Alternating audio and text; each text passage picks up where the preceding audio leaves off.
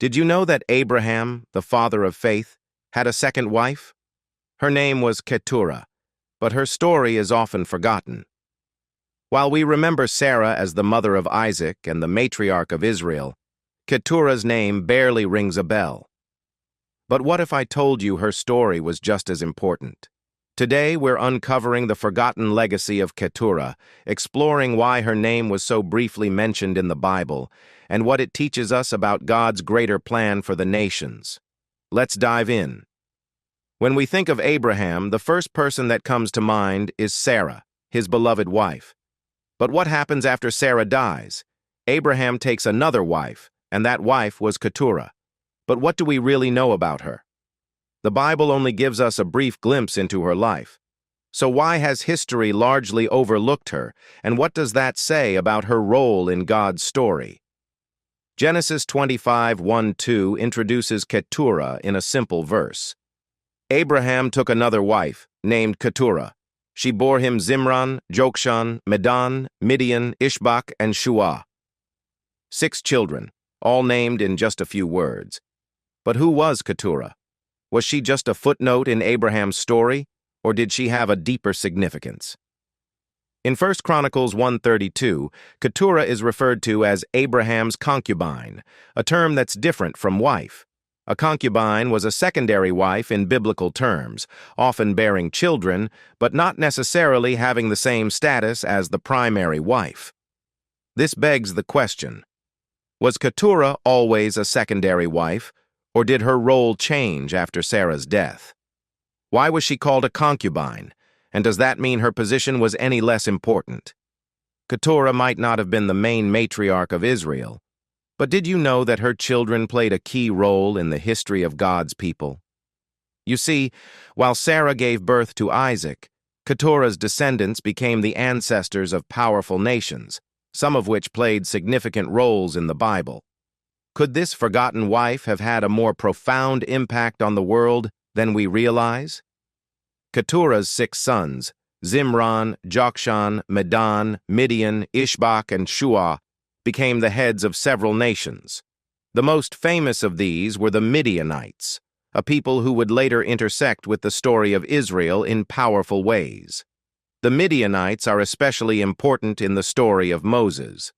When Moses fled Egypt after killing an Egyptian, he found refuge in the land of Midian. There he met Zipporah, the daughter of Jethro, the priest of Midian. Jethro himself was a descendant of Keturah's son, Midian. This connection between Moses and Keturah's line shows that God was using her descendants in his larger plan, even though Keturah herself didn't receive the spotlight. Now, let's take a moment to ask a deeper question. What can we learn from Keturah's life?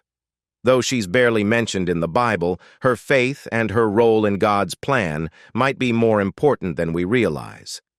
Could Keturah's humble life be an example for all of us, especially those who feel overlooked or underappreciated? Though Keturah's life was relatively quiet, it's clear that she had a role to play in the grand story of God's redemptive plan. Keturah was a part of God's plan, even though the Bible doesn't give us much detail about her personal journey or her character. Her story is a reminder that God doesn't need to make us famous to make us significant. In 1 Corinthians 1:27-28, the Apostle Paul writes, God chose the foolish things of the world to shame the wise. God chose the weak things of the world to shame the strong. In this way, Keturah embodies the truth that God often uses the small and unseen people to accomplish his purposes. Her humble faith, her willingness to be part of Abraham's story, is a testament to how God uses all kinds of people for his purposes, no matter their background or status. So, could Keturah be more than just Abraham's second wife?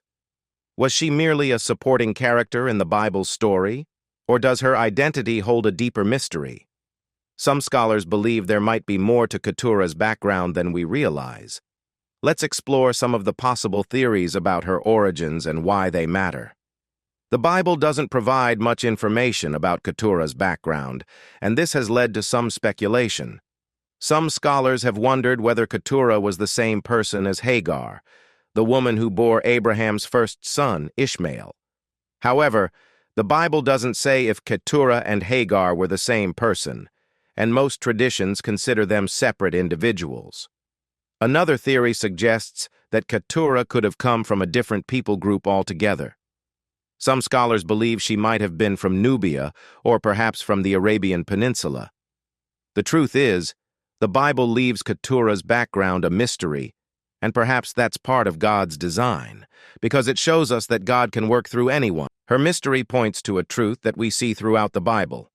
God's choices are not limited by human expectations. He often works in ways that surprise us. Even though Keturah's name is scarcely mentioned, her descendants had a lasting influence on the nations around Israel. Could Keturah's story be about more than just one family's journey? Could it point us to God's bigger plan to bless all the nations of the earth? One of the most powerful aspects of Keturah's legacy is how it connects to the broader biblical narrative. Her children, the Midianites and others, became nations that interacted with Israel for centuries. In this way, Keturah's story is tied to God's promise to bless all the nations through Abraham. In Genesis 12:3, God told Abraham, "I will bless those who bless you, and whoever curses you I will curse, and all peoples on earth will be blessed through you." This blessing extended beyond Isaac and Jacob. It was meant for the entire world. Keturah's children were part of this worldwide blessing, demonstrating that God's love and grace are not confined to one nation. Keturah's role in the biblical story may seem small, but it has far-reaching implications for the nations of the world. Could Keturah's life hold a message for us today? What can we learn from her story about our own role in God's grand plan, even when we feel overlooked or unimportant? Keturah's life may not have been as public or as celebrated as Sarah's, but her story still matters. She's a reminder that each person has a unique and important role in God's plan, no matter how small or unseen.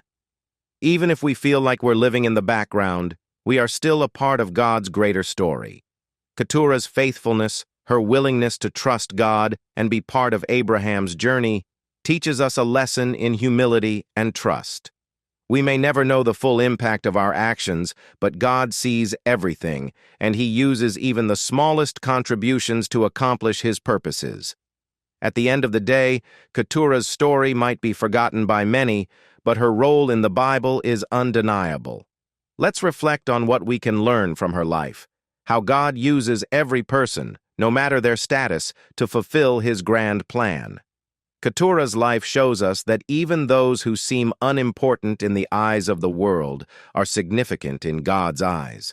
Her faithfulness, her quiet role in Abraham's life, and her legacy through her children remind us that every person, no matter their background, can play a part in God's eternal story. As we close, think about your own role in God's plan. You may feel unnoticed at times, but just like Keturah, you are valuable in His eyes. Keep trusting Him, knowing that your life, no matter how small it may seem, is part of His greater purpose. Thank you for watching this story of Keturah, Abraham's forgotten wife. If you've been inspired by her story, don't forget to like, share, and subscribe for more insights from the Bible. Let's keep exploring these amazing stories together. Until next time, stay blessed.